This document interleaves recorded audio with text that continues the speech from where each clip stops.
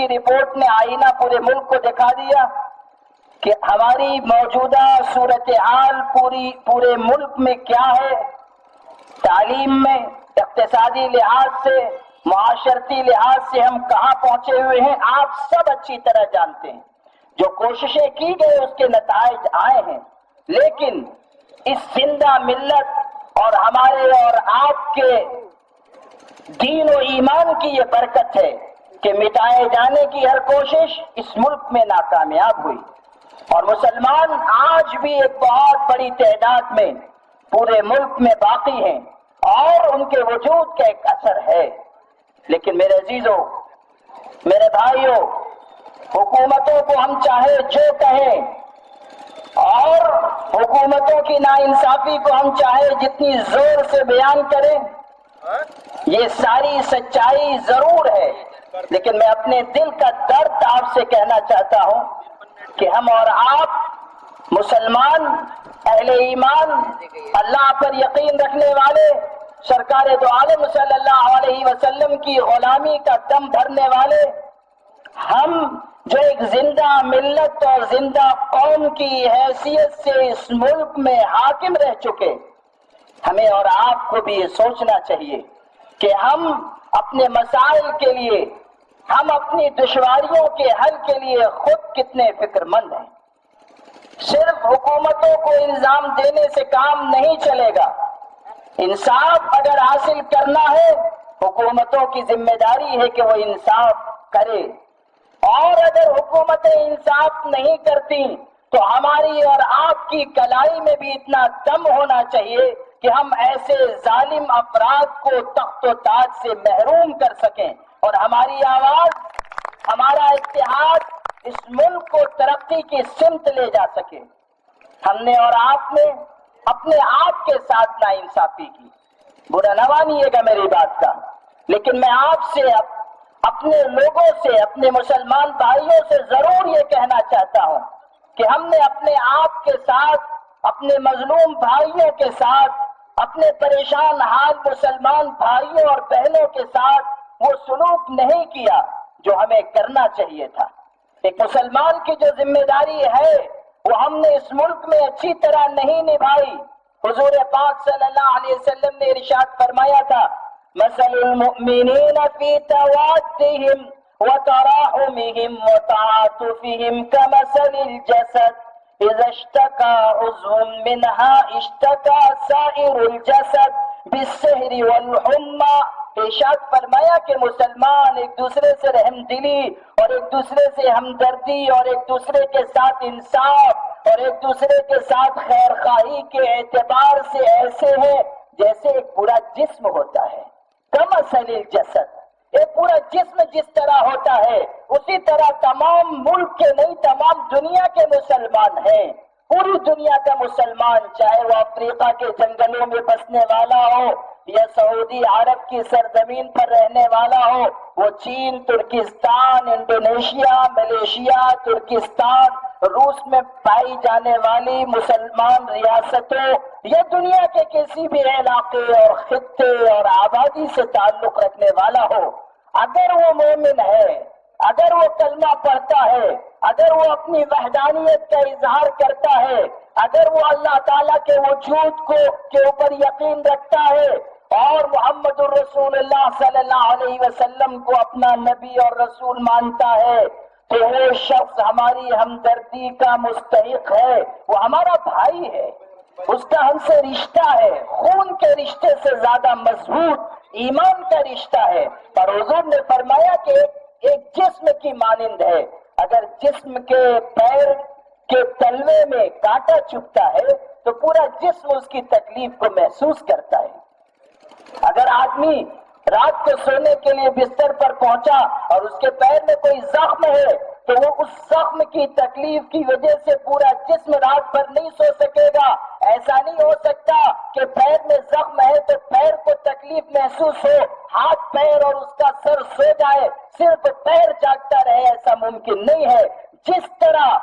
ایک جسم اپنے کسی بھی حصے کی تکلیف کو محسوس کرتا ہے، حضور پاک صلی اللہ علیہ وسلم نے فرمایا کہ مسلمانوں کو بھی آپس میں ایک دوسرے کے لیے جسم کی مانند ہونا چاہیے. ہمیں اپنے بھائیوں کے دکھ درد کو اپنا دکھ درد سمجھنا چاہیے. ان کی تکلیف ہماری تکلیف, ان پر کیا جانے والا ظلم ہم پر کیا جانے والا ظلم. یہ مناسب کسی طرح نہیں ہے کہ ہمارے بھائی کو پولیس گرفتار کرے اور ہم دیکھ کر اپنے گھر کے دروازے بند کر لیں کہ ہم پر مصیبت نہ آ جائے. ہم اور آپ دیکھیں کہ ہمارے پڑوس میں رہنے والے بھائی وہ مشکل میں پڑے ہوئے ہیں, وہ آدھا پیٹ کھاتے ہیں, وہ مخلوق الحالی کی زندگی گزارتے ہیں, اور ہم اور آپ پیٹ بھر کے آرام سے کھائیں, اطمینان کی نیند سو جائیں. حضور پاک صلی اللہ علیہ وسلم نے ارشاد فرمایا کہ تم میں سے کوئی شخص اس وقت تک کامل ایمان والا نہیں ہو سکتا. الفاظ پہ دھیان دیجئے گا کہ آقا صلی اللہ علیہ وسلم نے کیسی تعلیم دی. آپ نے فرمایا تم میں سے کوئی شخص اس وقت تک کامل ایمان والا نہیں ہو سکتا جب تک کہ وہ پیٹ بھر کر کھاتا ہو اور اس کا پڑوسی بھوکا رہ جاتا ہو. اس وقت تک کامل ایمان والا نہیں ہو سکتا جب تک کہ وہ اپنے پڑوسی کی بھوک کی شدت کا احساس خود نہ کرنے لگ جائے. آپ صلی اللہ علیہ وسلم نے ایمان کا معیار, اس کی کسوٹی یہ بتائی کہ تم جس طرح اپنی بھوک کو محسوس کرتے ہو, اپنے بھائی کی, اپنے پڑوسی کی بھوک کو بھی تم محسوس کرو, اس کے دکھ درد کو بھی تم محسوس کرو. آپ نے تہجد پڑھنے والے, نماز پڑھنے والے, روزہ رکھنے والے, تہجد اشراق اوابین پڑھنے والے, بہت زیادہ نوافل اور تسبیحات کی پابندی کرنے والے کو کامل ایمان والا نے قرار دیا. آپ نے فرمایا کہ جو شخص اپنے بھائی کے دکھ درد میں اس کا ساتھ دیتا ہو وہ کامل ایمان والا ہے, وہ سچا مسلمان ہے. جو اپنے بھائیوں کے لیے اپنے دل کے اندر ہمدردی کے جذبات رکھتا ہو, جو اپنے پڑوسی کی تکلیف کو اپنی تکلیف سمجھتا ہو, وہ کامل ایمان والا شخص ہے. آج اس ملک میں آزادی کے بعد مسلمانوں کی جو صورتحال ہے وہ یہ کہ ہم نے اور آپ نے اپنے بھائیوں کے ساتھ ناانصافی کی. ہم نے ان کے دکھ درد کو محسوس کرنے کی کوشش نہیں کی. ہم نے اپنے آپ کو مختلف مسلکوں میں, فرقوں میں, جماعتوں میں, ذاتوں اور برادریوں میں, مختلف خانوں میں تقسیم کر لیا, جس کا نتیجہ یہ ہے کہ یہ آپس کا انتشار, یہ آپس کا اختلاف, یہ آپس کی لڑائی, یہ آپس میں ایک دوسرے کو گالی گلوچ کرنا, ایک دوسرے کو تکلیف پہنچانے کی کوششیں کرنا, اس وجہ سے حکومتوں نے, اس ملک میں بسنے والی اکثریت نے مسلمانوں کو اپنا نشانہ بنا لیا. حضور پاک صلی اللہ علیہ وسلم نے ارشاد فرمایا تھا کہ تمہارا اتحاد تمہاری طاقت ہے, تمہارا انتشار تباہی اور بربادی کی نشانی ہے. اور خود قرآن میں اعلان کیا گیا وَلَا تَنَازَعُوا فَتَفْشَلُوا وَتَذْهَبَ رِيحُكُمْ وَاصْبِرُوا إِنَّ اللَّهَ مَعَ الصَّابِرِينَ. ایمان والو, اپنے آپ کو متحد کر لو, آپس میں اختلاف نہ کرو. ذات اور برادری کے خانوں میں, مسلکوں کے خانوں میں, مختلف طبقات اور فرقوں میں مت تقسیم ہو جاؤ. وہ ملت جس کا قرآن ایک ہے, جس کے رسول ایک ہے, جس کا اللہ ایک ہے اور جس کی شریعت ایک ہے, اگر وہ مختلف خانوں میں تقسیم ہو تو اس سے بڑی مصیبت اور کیا ہو سکتی ہے. آج مسلمانوں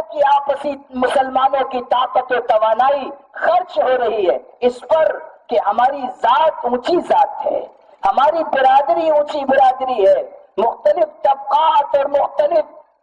ماحول میں آپ دیکھیں گے کہ تمام توانائیاں مسلکوں کے آگے بڑھانے کے لیے, ان کے فروغ کے لیے خرچ کی جا رہی ہیں. قرآن میں کہا گیا وَلَا تَنَازَعُوا فَتَفْشَلُوا وَتَذْهَبَ رِيحُكُمْ وَاصْبِرُوا. دیکھو آپس میں اختلاف مت کرنا ورنہ تم ناکامیاب ہو جاؤ گے. قرآن کے الفاظ ہیں, تم ناکامیاب ہو جاؤ گے اور تمہاری ہوا اکھڑ جائے گی, دشمنوں کے دل سے تمہارا روب نکال دیا جائے گا, دشمنوں کے اوپر تمہاری جو ہیبت ہے وہ ختم کر دی جائے گی، پھر تمام خانوں میں بٹی ہوئی ملت کو ایک ایک کر کے دشمن لقمہ تر سمجھ کر نکل جائیں گے، تمہاری طاقت ختم ہو جائے گی تو کمزور سے کمزور دشمن بھی تم کو آنکھیں دکھائے گا۔ آج صورتحال یہ ہے کہ یہ مختلف سہاروں اور بیساکھیوں کے ذریعے بننے والی اس ملک کی حکومتیں، جن کو اقتدار میں آنے کے لیے مکمل ووٹ بھی نہیں ملتے، لنگڑوں لولوں کی طرح دوسروں کی بیساکھی استعمال کر کے حکومتیں بنتی ہیں، اور اس ملت کو وہ آنکھیں دکھاتی ہیں جس ملت کی تاریخ یہ ہے کہ انہوں نے قوموں کو اقتدار دیا بھی ہے، قوموں سے اقتدار چھینا بھی ہے۔ یہ صورتحال اس ملک میں بن چکی ہے۔ ہمارے انتشار کا، میرے بھائیوں، ہمارے انتشار کا، ہمارے اختلاف کا فائدہ اس ملک کے لوگ اٹھا رہے ہیں، ورنہ آج اگر ہم اور آپ متحد ہو جائیں، اگر ہم اپنے آپسی اختلافات کو تھوڑی دیر کے لیے مٹا دیں اور قرآن کی نصیحت پر عمل کریں کہ وَاعْتَصِمُوا بِحَبْلِ اللَّهِ جَمِيعًا وَلَا تَفَرَّقُوا وَاذْكُرُوا نِعْمَةَ اللَّهِ عَلَيْكُمْ إِذْ كُنْتُمْ أَعْدَاءً فَأَلَّفَ بَيْنَ قُلُوبِكُمْ فَأَصْبَحْتُمْ بِنِعْمَتِهِ إِخْوَانًا وَكُنْتُمْ عَلَى شَفَا حُفْرَةٍ مِّنَ النَّارِ فَأَنْقَذَكُمْ مِنْهَا۔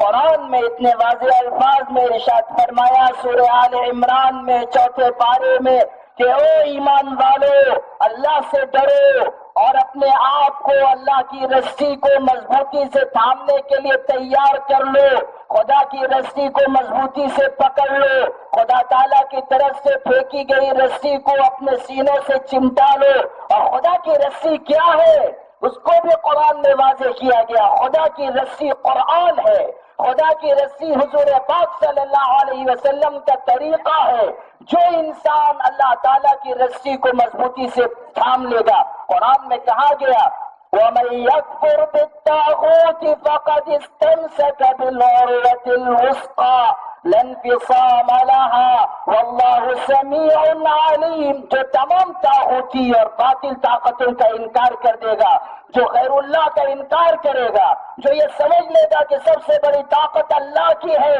جو یہ حکومتوں اور اقتدار کے نقشوں کو بالکل فانی سمجھے گا، جو اس حقیقت کو اپنے دل میں بٹھا لے گا کہ اقتدار سے کچھ نہیں ہوتا، حکومتوں سے کچھ نہیں ہوتا، اللہ کی طاقت سب سے بڑی طاقت ہے، جو اس یقین کے ساتھ آگے بڑھے گا، تمام چیزوں کا انکار کر کے ایک اللہ کا اقرار کرے گا۔ فرمایا فَقَدِ اسْتَمْسَكَ بِالْعُرْوَةِ الْوُثْقَىٰ لَا انفصام لَهَا وَاللَّهُ سَمِيعٌ عَلِيمٌ۔ وہ اللہ کی رسی کو مضبوطی سے تھامنے والا ہے، اور خدا کی رسی کبھی ٹوٹے گی نہیں۔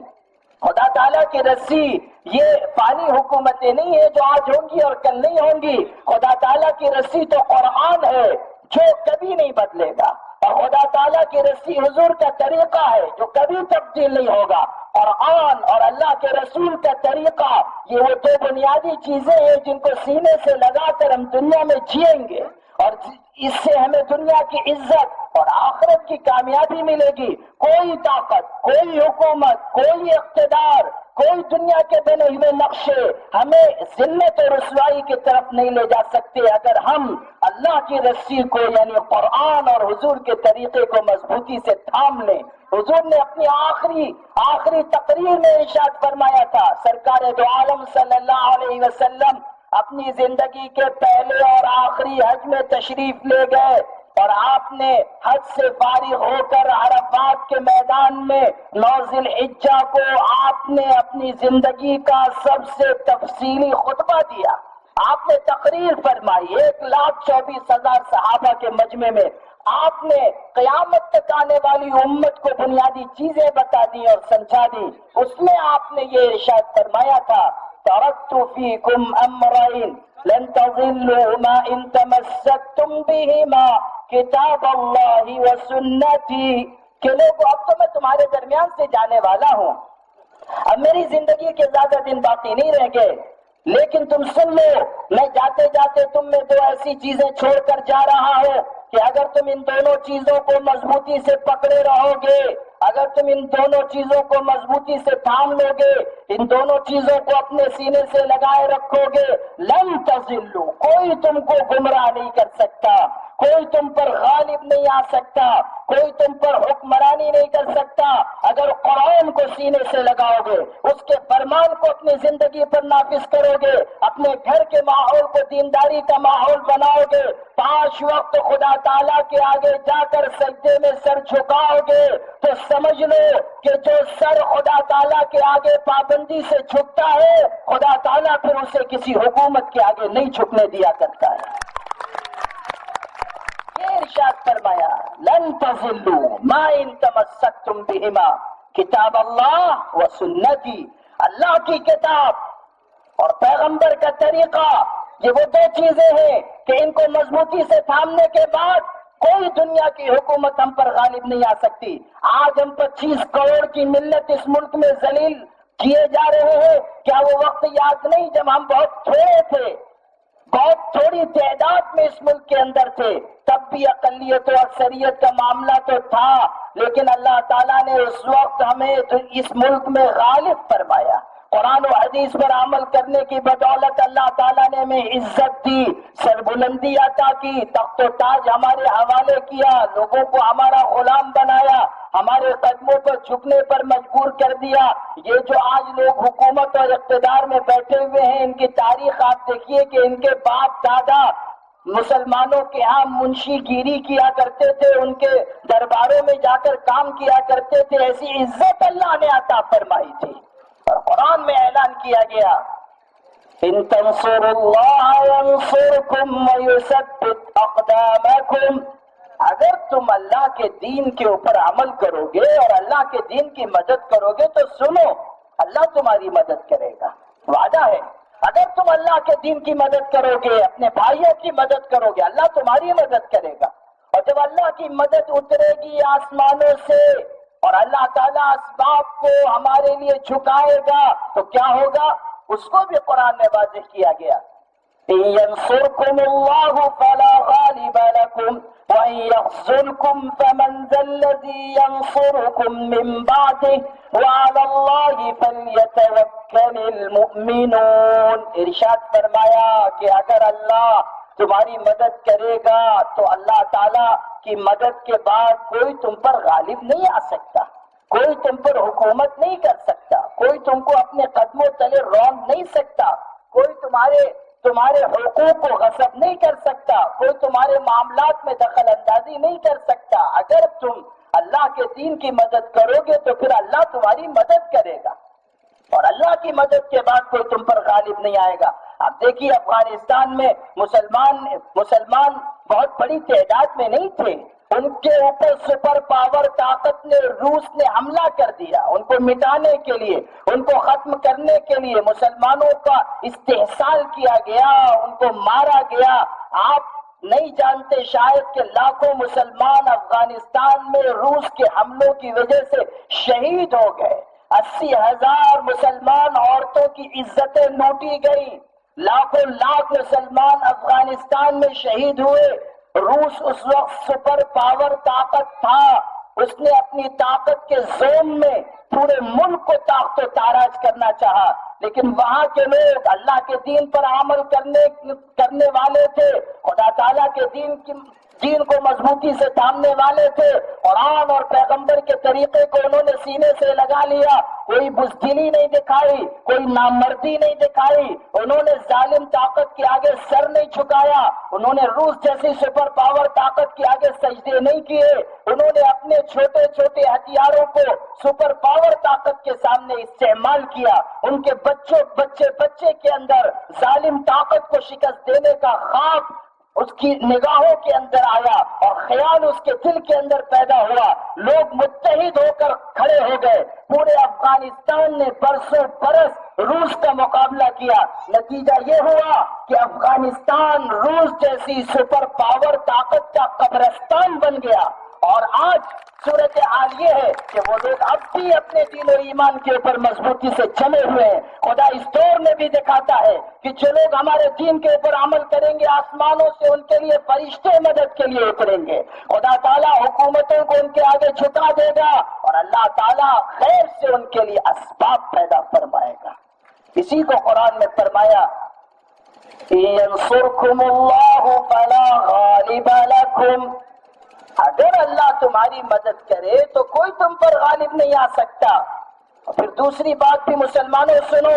فرمایا وَإِن يَخْذُلْكُمْ فَمَنْ ذَا الَّذِي يَنصُرُكُمْ مِنْ بَعْدِهِ، اور اگر اللہ تم کو تمہاری بدعملی، تمہاری بدکرداری، تمہاری خیانت، تمہاری چوری، تمہارے ظلم، تمہاری ناانصافی اور اللہ کی رسی کو چھوڑ دینے کی وجہ سے اگر اللہ تمہاری مدد سے ہاتھ کھینچ لے، اگر خدا تعالیٰ اپنی نصرت کو ہٹا لے، اگر اللہ تم کو تمہارے برے اعمال کے سپرد کر دے، تو بتاؤ مسلمانوں سے قرآن میں پوچھا گیا فَمَنْ ذَا الَّذِي يَنصُرُكُمْ مِنْ بَعْدِهِ، پھر اللہ کے بعد کون ہے جو تمہاری مدد کر سکے گا؟ کون ہے اللہ کے بعد جو تمہاری ذلت کو عزت سے تبدیل کرے گا؟ کون ہے جو اس سرزمین کے اوپر اور اس آسمان کے نیچے تخت و تاج تمہارے حوالے کرے گا؟ کون ہے اللہ کی ذات کے علاوہ جو تمہارے مسائل کو حل کرے گا اور تمہاری دشواریوں کو دور کرے گا؟ جب اللہ مدد سے ہاتھ کھینچ لے گا تو پھر تمہارے ہاتھ میں بھیک کا کٹورا آ جائے گا کہ حکومتوں کے دروازوں پر جا جا کر تمہیں اپنے لیے حقوق کی بھیک مانگنی پڑے گی۔ مسلمانوں، اس سے زیادہ بے غیرتی کا اور کیا مقام ہوگا کہ مغلیہ سلطنت کے تاجداروں کی اولاد اپنے اسلاف کے اخلاق، اپنے بڑوں اور بزرگوں کا نام لینے والے، وہ جو خواجہ معین الدین چشتی اجمیری کی ملت ہے، وہ جو نظام الدین اولیاء جیسے انسان کے نام کا نام لینے والے لوگ ہیں، وہ جو اس ملک کے محسنوں اور اس ملک کے اوپر حکمرانی کرنے والوں، ظاہری اعتبار سے بھی حکمرانی کرنے والوں اور روحانی اعتبار سے بھی حکمرانی کرنے والوں کی اولاد ہیں، وہ حکومتوں کی بھیک کے اوپر گزارا کرنے کے لیے اپنے آپ کو آمادہ کر لیں۔ اس سے زیادہ ہمارے لیے بے غیرتی کی اور کیا بات ہوگی؟ اسی لیے قرآن نے یہ سوال کیا، پوچھو، اپنے آپ سے پوچھو، اور مسلمان پوچھے، اپنے دل سے سوال کرے کہ وَإِن يَخْذُلْكُمْ فَمَنْ ذَا الَّذِي يَنصُرُكُمْ مِنْ بَعْدِهِ، اللہ کے بعد کون ہے جو تمہاری مدد کر سکے گا؟ کون ہے اللہ کے بعد جو تمہیں عافیت اور سہولت عطا کر سکے گا؟ اسی لیے میں نے یہ بات عرض کی کہ حکومتوں نے ہمارے ساتھ جو ناانصافی کی، جو ظلم ہو رہا ہے، بہت بڑا ظلم ہے، اور میں بہت صاف لفظوں میں کہتا ہوں کہ ظلم کے ساتھ کوئی اقتدار اس ملک میں باقی نہیں رہ سکتا۔ اور میں آپ کو یاد دلانا چاہتا ہوں کہ اسی سرزمین کے ایک سپوت، آپ کے بڑے اور مخدوم، اس سرزمین کو پورے ملک نے، پوری دنیا میں نیک نامی عطا کرنے والے اور اس ملک کی جد و جہد آزادی میں حصہ لینے والے، اس مونگیر کی سرزمین سے اٹھنے والی وہ شخصیت جس نے پورے ملک کے مسلمانوں کے اوپر احسان کیا، پورے ملک کو ایک نمونہ دکھلایا اور ملک میں بننے والی حکومتوں کی رہنمائی کی۔ میری مراد ہم سب کے بڑے اور بزرگ حضرت امیر شریعت مولانا منت اللہ رحمانی رحمت اللہ علیہ سے ہے۔ اس سرزمین کا وہ انسان، اس نے ایک موقع پر پورے ملک کو مخاطب کر کے اور حکومتوں کے ظلم کو دیکھ کر یہ بات بڑے درد کے ساتھ کہی تھی کہ ہم نے اس ملک کو آزاد کرانے کی جد و جہد میں حصہ لیا ہے، ہم نے جیل کی صعوبت برداشت کی، ہم نے اپنی پیٹھ کے اوپر گھوڑ سوار پولیس دستے کی لاٹھیاں برداشت کی، ہم نے اپنا خون اس ملک کی جد و جہد آزادی کے لیے بہایا۔ اس کے بعد جو نتیجہ ہم کو اس ملک میں دیکھنے کو مل رہا ہے، ہمارے دل سے آج یہ آواز نکلتی ہے،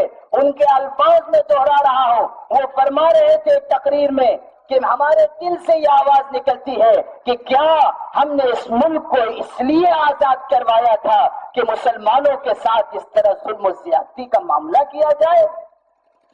اس طرح ان کو پسماندہ رکھنے کی ناپاک سازشیں کی جائیں۔ اس سارے ظلم و ستم کے باوجود جو حکومتوں کی جانب سے ہوتا ہے، میں آپ سے یہ کہنا چاہتا ہوں میرے بھائیوں کہ ہم نے اور آپ نے خود اپنے آپ کے ساتھ بھی کچھ بہت انصاف نہیں کیا۔ آج صورتحال جو کچھ ہماری اور آپ کی ہے، مسائل کے حل ہونے میں سب سے بڑی رکاوٹ ہے ہمارا کردار، ہماری بد کرداری ہمارے مسائل کے حل میں سب سے بڑی رکاوٹ ہے۔ اگر آج ہم اور آپ اپنے آپ کو قرآن پر، دین پر، اسلام پر،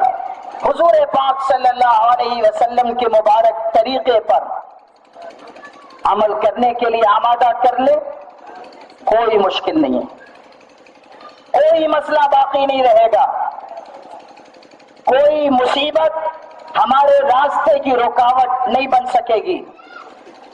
اگر ہم اور آپ اپنی زندگی کے رخ کو تبدیل کریں، ہم اور آپ اپنے جینے کا ڈھنگ بدلیں۔ آج ہم جی رہے ہیں اپنے پیٹ کے لیے،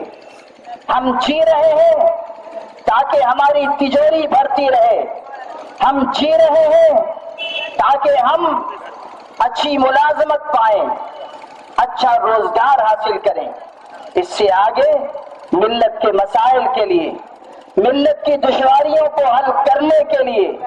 ملت پر آنے والی مصیبتوں کے خاتمے کے لیے، اور سب سے بڑھ کر قرآن مجید پر اور سرکار دو عالم صلی اللہ علیہ وسلم کے طریقوں پر عمل کرنے کے لیے ہم اور آپ تیار نہیں ہیں، ہم اور آپ اس کے لیے آمادہ نہیں ہیں۔ ہم اور آپ اپنے قائد کو پہچاننے، اس کے بتائے ہوئے راستے پر چلنے، اس کے دیے ہوئے نظام پر عمل کرنے کے لیے اپنے آپ کو آمادہ نہیں کرنے پاتے، اور جو کچھ انتشار، جو کچھ آپسی تنازعات ہیں وہ اپنی جگہ۔ جس آبادی میں جائیے، جس شہر میں جائیے، مسلمان خانوں میں بٹا ہوا، مسلمان برادریوں میں بٹا ہوا، یہ اونچی ذات کے، یہ نچلی ذات کے، یہ فلاں خاندان سے، یہ فلاں خاندان سے۔ سرکار دو عالم صلی اللہ علیہ وسلم نے اس دنیا میں تشریف لا کر لسانی، تہذیبی، نسلی اور حسب اور نسب کے تمام اختلافات کو مٹایا تھا۔ آپ نے زیر زمین ساری چیزوں کو دفنا دیا، اور آپ نے یہ اعلان فرمایا لا فضل لعربی علی عجمی ولا لعجمی علی عربی ولا لاسود علی ابیض ولا لابیض علی اسود الا بالتقوی۔ آپ نے فرمایا کہ رنگ اور زبان اور علاقہ، اس کی بنیاد پر آپس میں ایک دوسرے سے امتیاز برتنا، ایک دوسرے سے اپنے آپ کو نمایاں ظاہر کرنا، بتانا، برتری کا ہر جذبہ، اپنے آپ کو بڑا سمجھنے کا ہر خیال باطل ہے، جاہلیت کی چیز ہے، اسلام میں اس کی قطعاً کوئی گنجائش نہیں ہے۔ آپ نے فرمایا کہ کسی کالے کو گورے پر اور گورے کو کالے پر، اور کسی عرب کے رہنے والے کو عجم کے رہنے والے پر اور عجم کے رہنے والے کو عرب کے رہنے والے پر کوئی فضیلت اور برتری حاصل نہیں ہے۔ اگر کسی کو اللہ کی نگاہ میں کوئی مقام حاصل ہوتا ہے تو وہ تقویٰ کی بنیاد پر حاصل ہوتا ہے، اللہ تعالیٰ کے خوف کی وجہ سے عزت حاصل ہوتی ہے۔ قرآن میں بھی سورہ حجرات میں 26ویں پارے میں اعلان فرمایا، 26ویں پارے میں یا ایھا الناس انا خلقناکم من ذکر وانثى وجعلناکم شعوبا وقبائل لتعارفوا ان اکرمکم عند اللہ اتقاکم ان اللہ علیم خبیر۔ ارشاد ہوا کہ اے دنیا کے انسانوں، کان کھول کر سن لو، ہم نے تم تمام کو ایک مرد ایک عورت سے پیدا کیا، تم سب آدم کی اولاد، تم سب حوا کے بیٹے ہو، ایک مرد و عورت تمہارے ماں باپ ہیں، کسی علاقے کا، کسی قبیلے کا، کسی خاندان کا، کسی خطے کا، کسی آبادی کا رہنے والا ہو، وہ ایک ماں باپ کی اولاد ہے، حضرت آدم و حوا کی اولاد ہے، کسی کو کسی کے اوپر کوئی برتری نہیں ہے۔ وَجَعَلْنَاكُمْ شُعُوبًا وَقَبَائِلَ لِتَعَارَفُوا، تمہارے درمیان جو خاندانی امتیازات ہیں وہ صرف اس لیے ہے کہ تم ایک دوسرے سے تعارف حاصل کر سکو، اس سے زیادہ اس کی کوئی حیثیت نہیں ہے۔ اللہ کی نگاہ میں سب سے زیادہ شریف وہ ہے جو سب سے زیادہ اللہ سے ڈرنے والا ہے، اس سے زیادہ عزت رکھنے والا اللہ کی نگاہ میں کوئی نہیں ہے۔ آج جو ذات اور برادریوں کے خانوں میں ہم تقسیم ہو گئے، اسی وجہ سے حکومتوں نے ہم کو نشانہ بنا لیا۔ ہم اپنے اندر ایمان پیدا کریں، قرآن پر عمل پیدا کریں، رسول پاک صلی اللہ علیہ وسلم کے طریقے کو سینے سے لگا لیں، اپنے آپ کے لیے جینے کا مزاج ختم کر کے دوسروں کے لیے جینے کا مزاج پیدا کریں۔ اس سرزمین کے اوپر میرے کارواں بن کر رہنے کا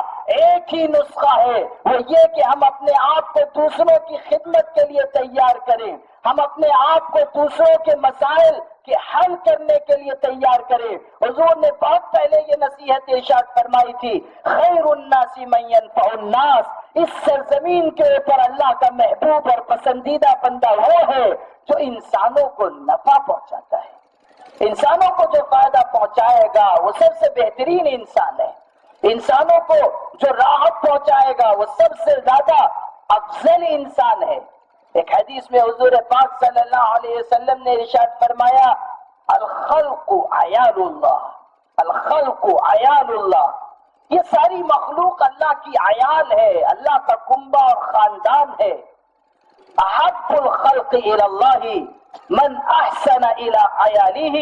اللہ کی نگاہ میں سب سے زیادہ پسندیدہ اس کی مخلوق میں وہ ہے جو اس کے خاندان کے ساتھ احسان کا معاملہ کرے، جو اللہ کے خاندان کے ساتھ راحت پہنچانے کا معاملہ کرے، ان کے مسائل اور دشواریوں کے حل کرنے کا معاملہ کرے۔ اللہ کی نگاہ میں سب سے زیادہ محبوب انسان وہ ہے، اور قرآن میں اعلان کیا گیا، وَأَمَّا مَا يَنْفَعُ النَّاسَ فَيَمْكُثُ فِي الْأَرْضِ،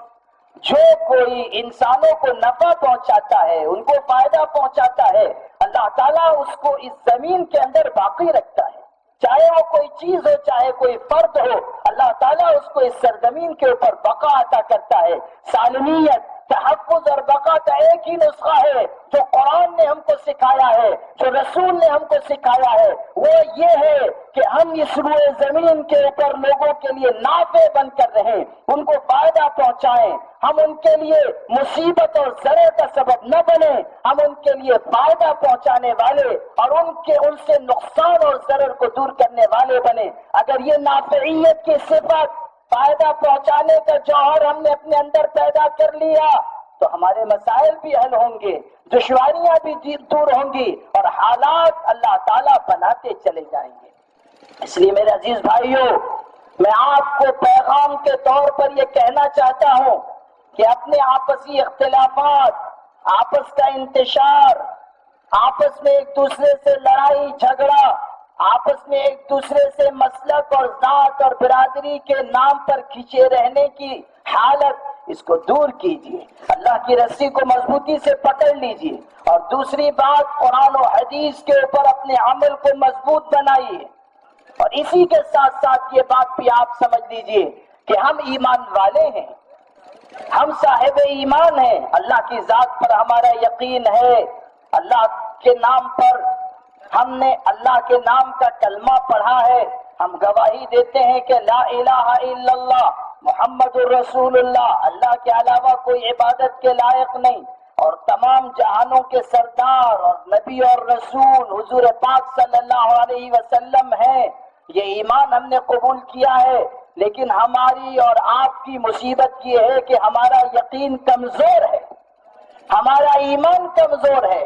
ہم نے اللہ کی ذات کو نظر انداز کر کے دوسری طرف دائیں بائیں دیکھنا شروع کر دیا۔ ہم یہ سمجھنے لگے کہ حکومتوں کے اندر بھی کچھ طاقت و قوت ہے، ہم یہ سمجھنے لگے کہ امریکہ اور روس بھی کچھ اپنے اندر قوت رکھتے ہیں۔ یقین مانیے گا، جو شخص اللہ کے مقابلے میں دنیا کی طاقتوں کو طاقتور سمجھتا ہو، جو شخص اللہ تعالیٰ کے مقابلے میں دنیا کے اقتدار والوں کے اندر کچھ صلاحیت سمجھتا ہو اور یہ مانتا ہو کہ وہ بھی کچھ کر سکتے ہیں، جو شخص یہ سمجھتا ہو کہ امریکہ اور روس اور دوسری طاقتیں بہت مضبوط طاقتیں ہیں، جو یہ مانتا ہو کہ اللہ کی طاقت کے مقابلے میں بھی کوئی طاقت ہے، وہ شخص کافر اور مشرک ہے۔ قرآن میں صاف اعلان کیا گیا کہ اصل طاقت اللہ کی طاقت ہے۔ ایمان والے کو یہ سمجھنا چاہیے کہ سب سے بڑی طاقت اللہ کی ہے۔ جب اللہ چاہے گا ساری طاقتوں کو مٹا دے گا۔ یہ جو دنیا کی بڑی بڑی طاقتیں نظر آتی ہیں، اللہ ایک سیکنڈ میں ان طاقتوں کو ختم فرما سکتا ہے۔ یہ زمین اللہ کی ہے، یہ آسمان اللہ کا ہے، دریا اور سمندر خدا کے اشارے پر چلتے ہیں، ہوائیں خدا تعالیٰ کے اشارے پر چلتی ہیں، ہواؤں کے اوپر آج بھی خدا تعالیٰ کی حکمرانی ہے۔ جس طرح خدا تعالیٰ نے پرانے دور میں ہوا کے اندر طغیانی پیدا کر کے قوم عاد جیسی خطرناک قوم کو تباہ و برباد کر دیا، اللہ آج بھی چاہے گا تو ایک ہوا چلائے گا اور امریکہ کے ٹکڑے ٹکڑے ہو جائیں گے، وہاں کی حکومت کا تخت و تاج بکھر جائے گا، روس ٹکڑے ٹکڑے ہو جائے گا۔ خدا جس دن چاہے گا سمندر کے اندر طغیانی پیدا ہوگی اور ایک سونامی لہر پورے ملک کو طاقت و تاراج کر کے رکھ دے گی۔ خدا تعالیٰ نے قرآن میں اعلان کیا وَمَا يَعْلَمُ جُنُودَ رَبِّكَ إِلَّا هُوَ، تیرے پروردگار کے لشکروں کی تعداد اللہ کے علاوہ کوئی نہیں جانتا۔ خدا تعالیٰ جب چاہتا ہے تباہ و برباد کر کے انسانوں کو رکھ دیتا ہے۔ نمرود نے خدا کے مقابلے میں یہ کہا تھا کہ ہم طاقتور ہیں، ہم پروردگار اور ہم اللہ ہیں۔ اپنے آگے لوگوں کو جھکانا چاہا، اپنے آگے لوگوں کو سجدہ کروانا چاہا، اس کا نتیجہ یہ نکلا کہ خدا تعالیٰ نے کوئی آندھی اس کے اوپر نہیں بھیجی، اللہ تعالیٰ نے اس کے اوپر کوئی چیخ کا عذاب، کوئی دریا اور سمندر کا عذاب، آسمان سے پتھروں کی بارش کا عذاب، فرشتوں کا کوئی لشکر، خدا تعالیٰ کے غیب کے انسانوں کا، رجال غیب کا کوئی لشکر اللہ نے نہیں بھیجا۔ اللہ نے بھیجا تو ایک ادنا مچھر کو بھیجا اور یہ حکم دیا کہ جا کر اس کی ناک میں گھس جا اور اس کے دماغ کو کھانا شروع کر دے۔ جو یہ کہتا تھا کہ خدا کے مقابلے میں ہم اللہ ہیں، قرآن میں آپ پڑھیے، اس نے کہا ابراہیم علیہ السلام جیسے پیغمبر سے کہ ہم اللہ ہیں، ہم پروردگار ہیں، ہمارے آگے جھکو، ہم زندگی اور موت دیتے ہیں۔ ابراہیم علیہ السلام نے کہا تھا ربی الذی یحیی و یمیت، کہ میرا پروردگار وہ ہے جو زندگی دیتا ہے موت دیتا ہے، میرا اللہ وہ ہے۔ تو نمرود نے یہ کیا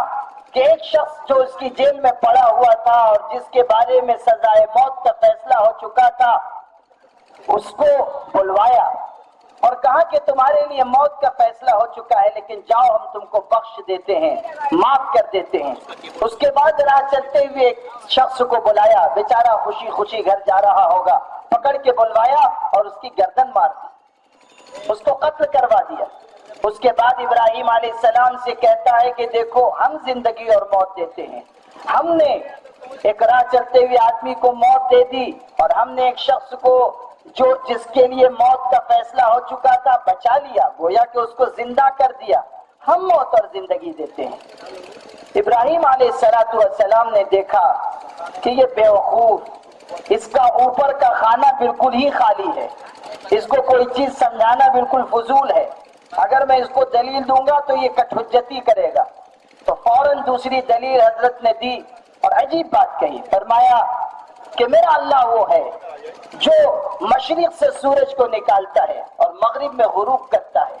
اگر تو پروردگار ہے تیرے دعوے کے مطابق، اگر تو اللہ ہے تو سورج کو مغرب سے نکال کر دکھا دے۔ فَأْتِ بِهَا مِنَ الْمَغْرِبِ فَبُهِتَ الَّذِي كَفَرَ وَاللَّهُ لَا يَهْدِي الْقَوْمَ الظَّالِمِينَ۔ سورہ بقرہ میں ارشاد فرمایا کہ ابراہیم علیہ السلام نے اس ظالم اور ستمگر بادشاہ سے کہا کہ تو بہت دعوے کرتا ہے کہ میں موت اور زندگی دیتا ہوں، تو میرا اللہ سورج کو نکالتا ہے مشرق سے، ڈبوتا ہے مغرب میں، تو مغرب سے نکال کر دیکھا فَبُهِتَ الَّذِي كَفَرَ، تو کفر کرنے والا وہ انسان مبہوت ہو گیا، بالکل چپ ہو گیا کہ اب میں کیا کہوں، اس لیے کہ اس میں کچھ کہنے کی گنجائش تو رہ ہی نہیں گئی۔ اور اس کے بعد کہا واللہ لا يهدي القوم الظالمین، ایسے ظالموں کو، ناانصافوں کو اللہ ہدایت نہیں دیتا، ان کو تو ہلاک ہی کرتا ہے۔ قرآن میں بار بار کہا گیا کہ ظالم ہلاک ہوں گے، ظالم ناکامیاب ہوں گے، ظالموں کو ہدایت نہیں دی جائے گی۔ یہاں تک فرمایا کہ ظالموں کے اوپر خدا تعالیٰ کی پھٹکار اور لعنت ہے۔ فرمایا لعنت اللہ علی الظالمین، اللہ کی لعنت ہے ظالم اور ستمگر انسانوں کے اوپر۔ تو اس ظالم بادشاہ سے ابراہیم علیہ السلام نے یہ کہا، مگر اس نے مانا نہیں، اپنی ضد پر اڑا رہا۔ نتیجہ یہ نکلا کہ اللہ تعالیٰ نے ایک چھوٹے سے مچھر کو بھیجا کہ اس کے ناک میں گھس جا۔ بڑے دعوے کرتا ہے مچھر کے ذریعے ہم اس کو ہلاک کرائیں گے، چنانچہ اس نے اس کا دماغ کھانا شروع کر دیا، اور جب دماغ وہ کھاتا تھا تو شدید تکلیف ہوتی تھی۔ چنانچہ ایک شخص کو مقرر کیا گیا جو ایک جوتا، لوہے کا ایک جوتا لے کر اس کے سر کے اوپر مارتا تھا تاکہ اس کی دھمک کی وجہ سے مچھر کھانا بند کر دے۔ ایک مرتبہ بیٹھا ہوا تھا اور بار بار چوتے اس کے سر کے اوپر پڑ رہے تھے، مگر مچھر رکتا نہیں تھا۔ عاجز آ کر اس نے اپنے خادم اور نوکر سے کہا کہ ذرا زور سے مار، تیرے ہاتھ میں طاقت نہیں ہے کیا؟ ایک دفعہ زور سے جو مارا اس نوکر نے تو بھیجا تقسیم ہو گیا اور سر پھٹ گیا اور ہلاک ہو گیا۔ آپ سوچئے کہ ظالم کو اللہ اس طرح ہلاک کرتا ہے۔ جو ظلم کرنے والی طاقتیں ہیں وہ کان کھول کر سن لیں کہ مسلمانوں کو دہشت گرد کہہ کر ان پر ظلم کرنا، ان کو مٹانے کی کوشش کرنا، نوجوانوں کو جیل کے اندر ٹھوسنا، ظلم کے طرح طرح کے طریقے اپنانا، مدارس کو بدنام کرنا، مساجد کے اوپر حملے کرنا اور بم دھماکوں کے ذریعے لوگوں کو اذیت دینا اور ان کو ہلاک کرنا، یہ سب ظلم ہے، اور ظلم کرنے والے زیادہ دیر تک باقی نہیں رہیں گے۔ اگر حکومتیں یہ چاہتی ہیں کہ ان کو بقا حاصل ہو، وہ رہ سکیں، تو ان کو چاہیے کہ انصاف کریں، امن و امان قائم کریں، اس ملک میں رہنے والے مسلمانوں کو عزت اور وقار کے ساتھ جینے کا موقع فراہم کریں، ان کے لیے آسانیاں اور سہولتیں پیدا کی جائیں، ان کو دوسرے نمبر کا شہری بن کر جینے پر مجبور نہ کیا جائے، اور سمجھ لیا جائے کہ اگر اس ملت کو اور زیادہ دبایا گیا، اس ملت کو اگر اور زیادہ کچلنے کی کوششیں کی گئی، اس ملت کے اوپر اگر اور مظالم ڈھائے گئے اور پھر یہ ملت کھڑی ہو گئی، تو جس طرح انگریزوں کا تختہ پلٹ کیا گیا ہے، ان حکومتوں کا بھی تختہ پلٹ دیا جائے گا، ان حکومتوں کو بھی ان کے گھر بٹھا دیا جائے گا۔ اقتدار میں رہنے والے یہ نہ سمجھے کہ مسلمانوں نے ان کے نام خط غلامی لکھ کر دے دیا ہے کہ ہمیشہ ان کو ووٹ دیں گے۔ کوئی ایک پارٹی کے لوگ بھی اپنے آپ کو خوش فہمی میں نہ رکھے کہ مسلمان ان کے غلام ہیں، انہی کی جھولی میں جا کر بیٹھیں گے۔ اس ملک میں ہم اس واضح تعداد میں ہیں، اس واضح اکثریت میں ہیں کہ ہم جس کو چاہیں گے اقتدار کے نقشوں میں لائیں گے، اور جسے چاہیں گے ہم اقتدار کے نقشوں سے نیچے لے آئیں گے۔ یہ پیغام آپ کو دینا ہوگا اپنی اتحاد کی طاقت کے ذریعے، یہ پیغام آپ کو دینا ہوگا آپس کے ایک دوسرے کے تال میل کے ذریعے، ایک دوسرے کے تعاون کے ذریعے۔ شروع میں نے قرآن کی آیت پڑھی تھی، سورہ صف ہے، 28ویں پارے میں ہے، اس کی آخری آیت میں فرمایا یا ایھا الذین آمنوا کونوا انصار اللہ كما قال عيسى ابن مريم للحواريين من أنصاري إلى الله قال الحواريون نحن أنصار الله فآمنت طائفة من بني إسرائيل وكفرت طائفة فأيدنا الذين آمنوا على عدوهم فأصبحوا ظاهرين۔ ارشاد فرمایا او ایمان والو کان کھول کر سن لو، اللہ کے مددگار بن جاؤ، اللہ کے مددگار، انصار اللہ بنو، انصار اللہ بنو، اللہ کے مددگار۔ آپ سوچئے اللہ کو کسی مدد کی ضرورت نہیں ہے، خدا تو حاکموں کا حاکم ہے، خدا تعالیٰ تو بادشاہوں کا بادشاہ ہے، خدا تعالیٰ تو شہنشاہوں کا شہنشاہ ہے، خدا تعالیٰ کے ہاتھ میں تمام تر اختیارات ہیں۔ تبارک الذی بیدہ الملک وہو علی کل شیء قدیر، اللہ کے ہاتھ میں بادشاہت ہے، کسی کے مشورے کی اور کسی کی مدد کی اور کسی کے تعاون کی اللہ کو کوئی ضرورت نہیں ہے۔ وہ اللہ سب کچھ کے بغیر بھی سب کچھ کر سکتا ہے، اسے کسی کی مدد اور تعاون کی کوئی ضرورت نہیں ہے۔ اگر اللہ نے یہ کہا کہ اللہ کے دین کے مددگار بن جاؤ تو اس کا مطلب یہ ہے کہ اللہ کے مددگار بن جاؤ۔ اگر یہ فرمایا تو اس کا مطلب یہ ہے کہ اللہ کے دین کے مددگار بن جاؤ، اللہ کے بندوں کی مدد کرو، اللہ کے بندوں کی مدد کرو، اور اس طور پر اپنے بھائیوں کی خدمت کرو کہ لوگ محسوس کریں کہ ہر مسلمان کے دل میں اپنے دوسرے مسلمان بھائی کی محبت ہے، اس کی ہمدردی ہے، اس کی غمگساری ہے، اور اس کے لیے کچھ کر گزرنے کا جذبہ ہے۔ آپ کو یہ سمجھانا ہوگا، آپ کو اس کے لیے اپنے آپ کو آمادہ کرنا ہوگا۔ فرمایا اللہ کے مددگار بنو، یعنی اللہ کے دین کے مددگار بن جاؤ، اللہ کے دین کے مددگار بن جاؤ اور اللہ کے بھائیوں کی مدد کرو۔ اللہ تعالیٰ نے مدد کرنے کا حکم دیا اور انسانوں کی مدد کرنے پر اپنی مدد کا وعدہ فرمایا۔ بہت بڑا ثواب رکھا گیا، بہت بڑا ثواب کہ اگر ہم اور آپ اپنے بھائیوں کی مدد کے لیے آگے بڑھیں گے تو اللہ تعالیٰ ہمیں بے پناہ اجر و ثواب عطا کرے گا۔ ایک حدیث میں ارشاد فرمایا، دھیان سے یہ حدیث سنیے گا، حضور پاک صلی اللہ علیہ وسلم نے ارشاد فرمایا کہ جو شخص اپنے بھائی کی ضرورت پوری کرنے کے لیے چلے پھرے گا، اس کی مدد کرے گا، اس کا تعاون کرے گا،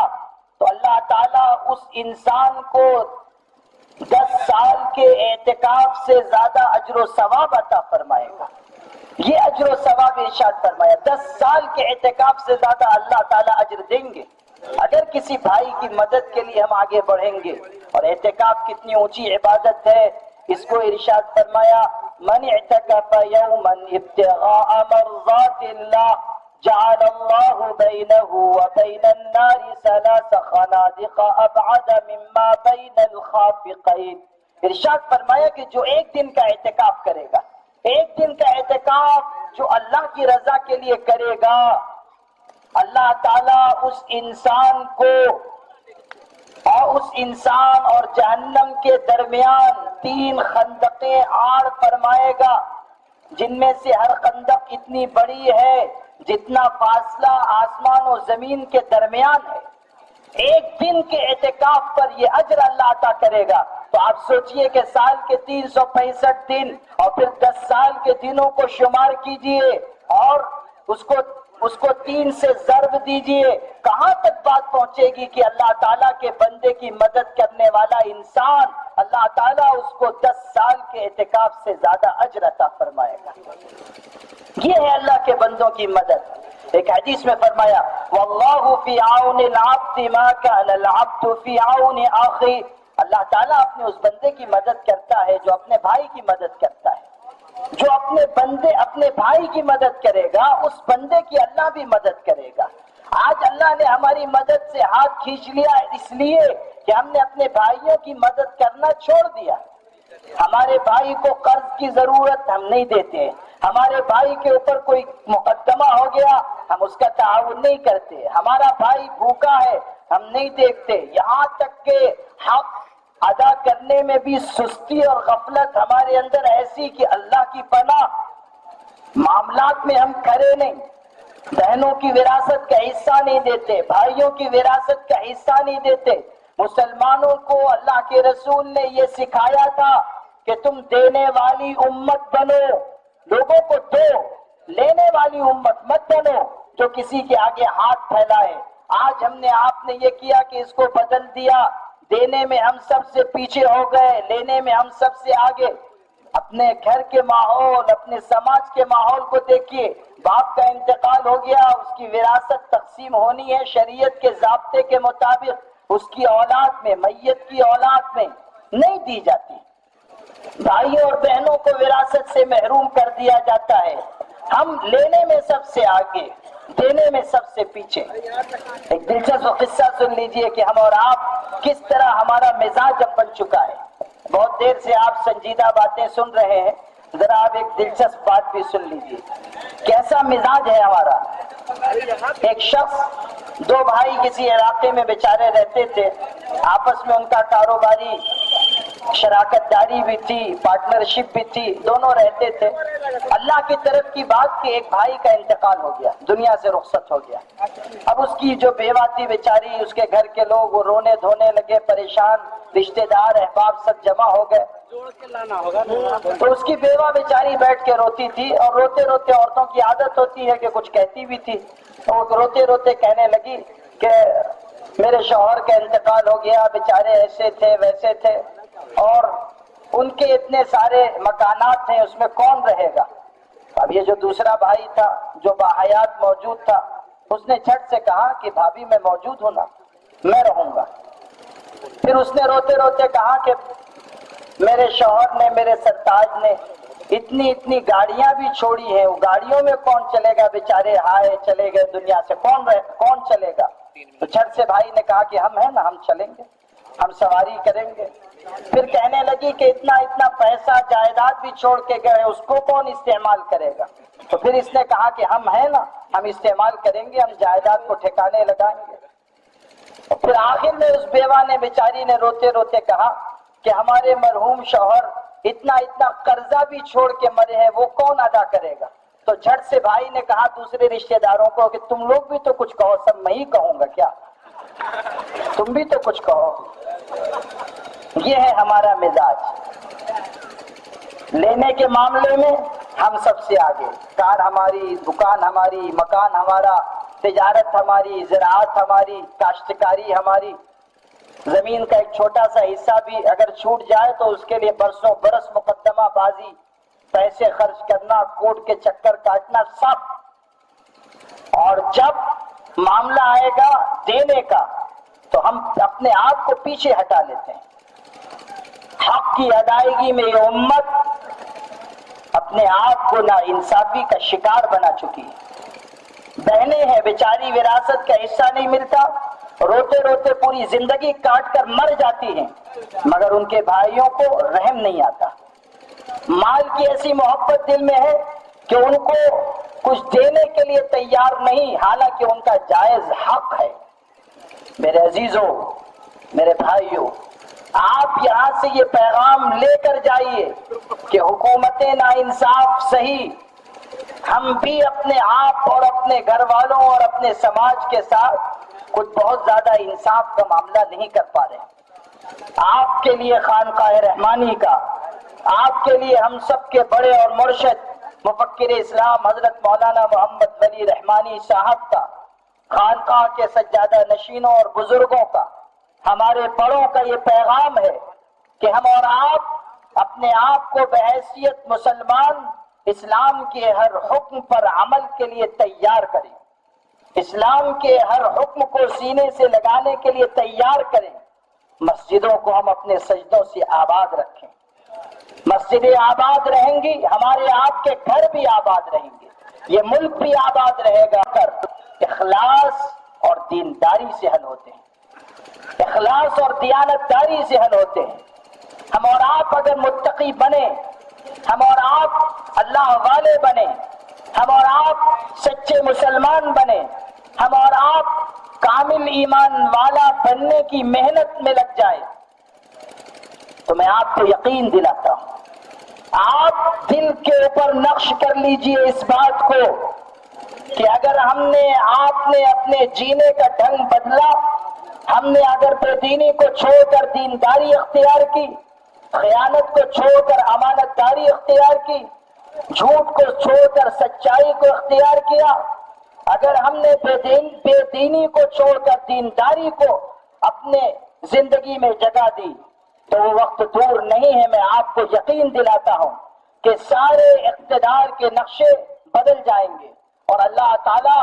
آپ کو اس حیثیت میں اس سرزمین پر رکھے گا کہ آپ بااختیار ہوں گے، آپ اقتدار میں ہوں گے، اور آج جو آپ پر حکمرانی کرتے ہیں وہ سب آپ کے قدموں کے نیچے ہوں گے۔ شرط یہ ہے کہ آپ اپنے اندر ایمان پیدا کیجئے اور اپنے اندر طاقت پیدا کیجئے، ایمانی قوت، ایمانی طاقت اپنے اندر پیدا کیجئے۔ ایمان آئے گا، مسائل حل ہوں گے، اور آپ کے اندر مسائل کو حل کرنے کی طاقت پیدا ہوگی۔ نعرہ تکبیر! حضرت صاحب، حضرت صاحب، حضرت صاحب، ملت اسلامیہ،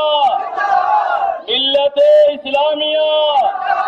ہم اپنا حق لے کر رہیں گے،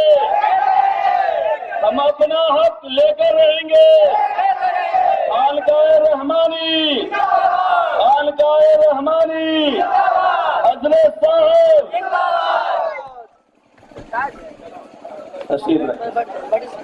بیٹھ جائیے۔ ہمارے اور آپ کے لیے بنیادی پیغام جو اس جلسے سے آپ تک پہنچنا چاہیے وہ یہ ہے کہ ہم اور آپ قرآن مجید پر اور سرکار دو عالم صلی اللہ علیہ وسلم کے طریقے پر عمل کو مضبوط بنائیں اور حق کی ادائیگی کا مزاج پیدا کریں۔ ہم سب کے مخدوم و مربی حضرت مفکر اسلام مولانا سید محمد ولی صاحب رحمانی دامت برکاتہم تشریف لا رہے ہیں۔ آپ سب حضرت دامت برکاتہم کی صحت، عافیت اور درازی عمر کی دعا کیجیے اور اس پیغام کو لے کر یہاں سے جائیے۔ وآخر دعوانا الحمدللہ رب العالمین۔ چلیے بیٹھ جائیے۔